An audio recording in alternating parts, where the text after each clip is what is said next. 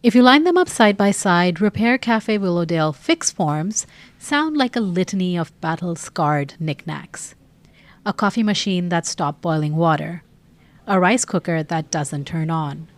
My own food processor with whirring blades that don't chop up a tomato, forget harder food items.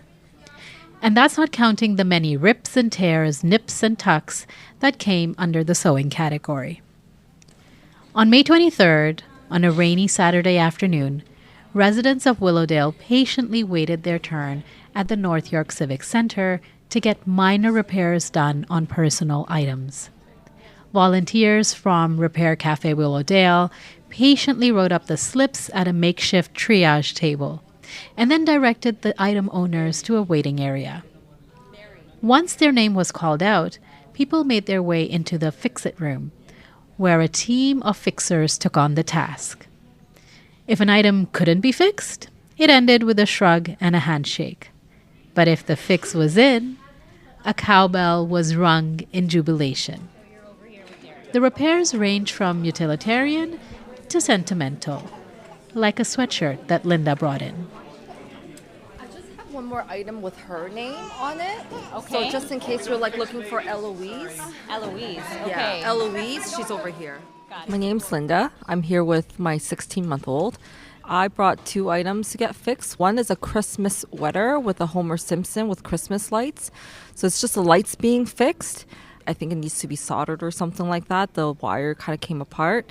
And then my daughter has a toy car where it's a collectible toy car. She was playing with it and a flap broke off and that needs to be just soldered back in. So that's why I'm here. So I have this Christmas sweater, the Homer Simpson with the lights on it. We'll keep that alive forever. Right? So then I think I was like turning it on and accidentally pulled the wire or something and it won't turn on anymore. I thought it was the battery, but then when my husband put the battery in, it wasn't working. I do have a battery. And how did you find out about this event? I'm on the Willowdale, one of the Facebook groups. Yes. And so when I saw it, I marked it in my calendar and then I kept on seeing reminders. So too bad it's raining because otherwise I would have brought my bikes here to get fixed too or tuned up. Tell me about the sweater, a sweater with lights and... Yeah, it's just a holiday sweater that I got from my husband maybe 2 or 3 Christmas ago. It's got Homer Simpson on it and it has like Christmas lights, like actual like little tiny light bulbs throughout the sweater.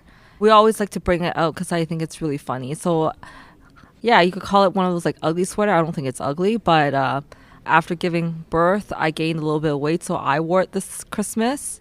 And I was very sad that the lights didn't work. So once this is fixed, what does this mean for you, having these 2 things fixed? Well, the car, we're going to just leave it on display and not let my 16-month play with it because parts can fall off and she can eat it and choke it. But the sweater, I want to wear it every Christmas if I could. Oh, that's so nice. You took your car key battery out. We're gonna do it for testing. I'm gonna need it back because I want to drive home. But drive home.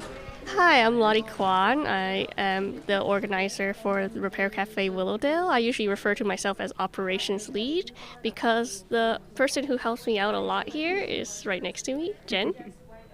Hi, I'm Jen Cates. I am our volunteer coordinator and a whole bunch of other things I don't even have titles for. Tell me a little bit about Repair Cafe.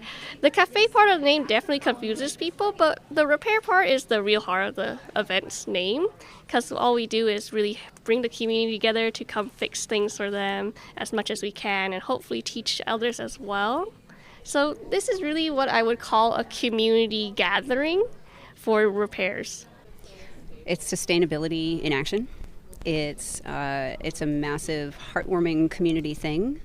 It's always an upbeat event.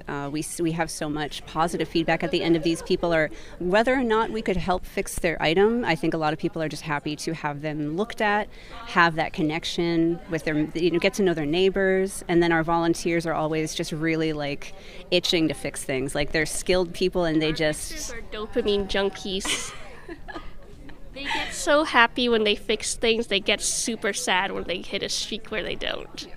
And we do also have non-skilled volunteers in the sense of event support volunteers. You can see them running around like ants, looking for food. It's a weird analogy, but everybody's happy. It's a really nice time. Could you just set me the picture a little bit of you, first time coming to a repair cafe? I didn't even know what a repair cafe was. I was just like, ooh, we fix things? That's cool. As a fixer, I'm disappointed that I didn't know about this earlier, actually. Yeah, because Repair Cafe Toronto has been around for about 14 years now. They just don't operate heavily in our area. So we thought once the August of 2025 event really went well, surprisingly, we were all new at this. We had about 50 volunteers and 100 visitors coming through. And we had a really good success rate. Everybody had a good time. And we were like, yeah, we want to do this again, especially because we had so much feedback from people saying we don't have something like this in this area. North York is huge. Not everybody wants to commute downtown for these things. So, Or did you just buy it? Yeah, I bought it for my husband a few Christmas ago, and I got it at Walmart. I loved it, and then last Christmas I was very close to getting a similar sweater. It was a Ralph Wiggum with the Christmas. Really? You had a Ralph Wiggum one? I wanted to get it. Yeah. It was Ralph Wiggum with the Christmas lights. I fixed things my whole life. I'm actually the middle sibling of a household. My younger brother's actually right there.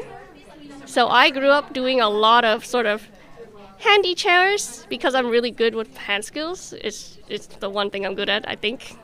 So when I was younger, I started with sewing first in terms of repairs because my grandmother was a seamstress herself, and one of the things she would do was repair my baby blanket.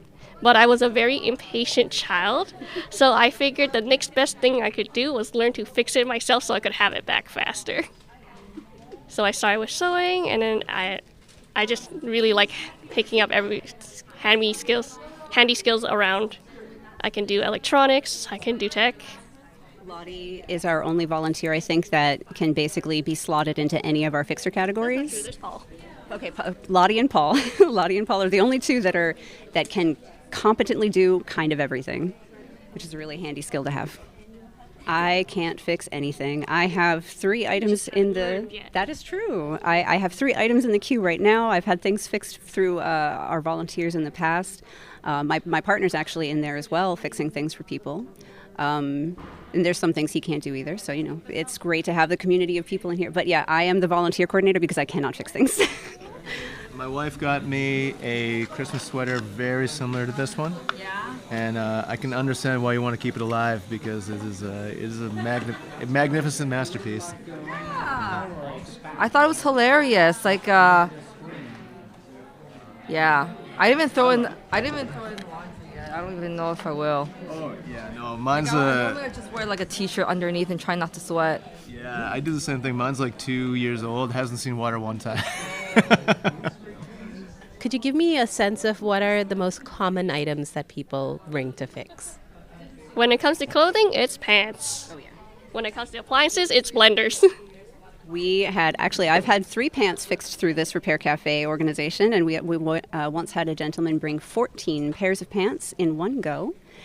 It was an interesting experience, but yeah, pants are a big one. Hair dryers, I think, are a big one. Hair dryers are brought in pretty frequently but have the lowest success rate. So you mentioned the 14 pairs of pants. What's the most unusual things that have appeared here? A very old style, I would say 1910s baby doll that required restringing, a true ball-jointed, ball-strung doll from an older woman who had it as a child, I believe. Yeah, I know that she was extremely happy when that was able to be, right? It was able to be fixed and she was overjoyed. It was a sentimental item for her. And I guess there aren't too many people out there who do that kind of specialized repair, but I think Paul did that actually. Yeah. Yeah, I gave them the cord to do so. For me, the other item that actually sticks out to my mind is this one young boy who came in with, of all things in this day and age, a tape recorder at home voicemail machine because this kid really loved landline technology.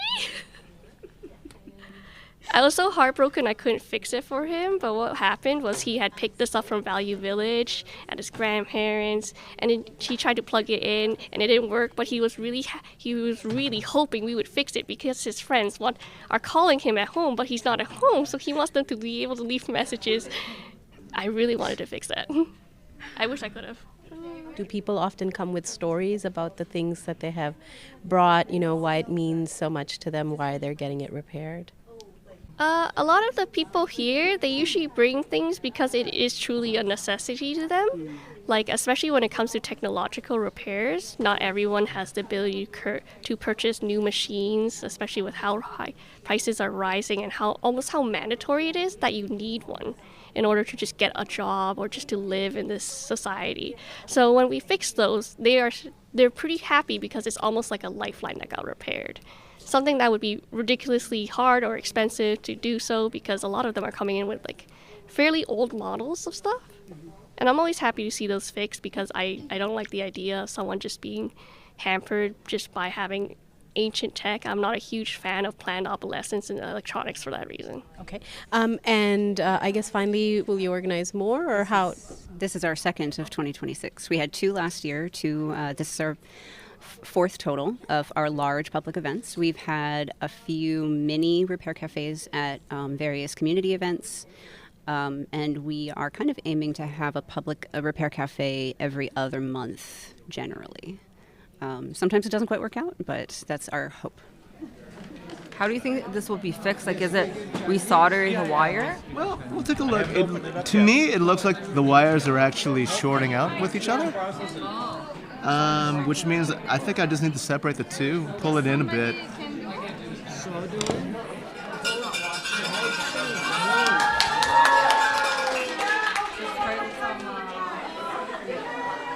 For Willowdale Wire, I'm Aparita Bhandari.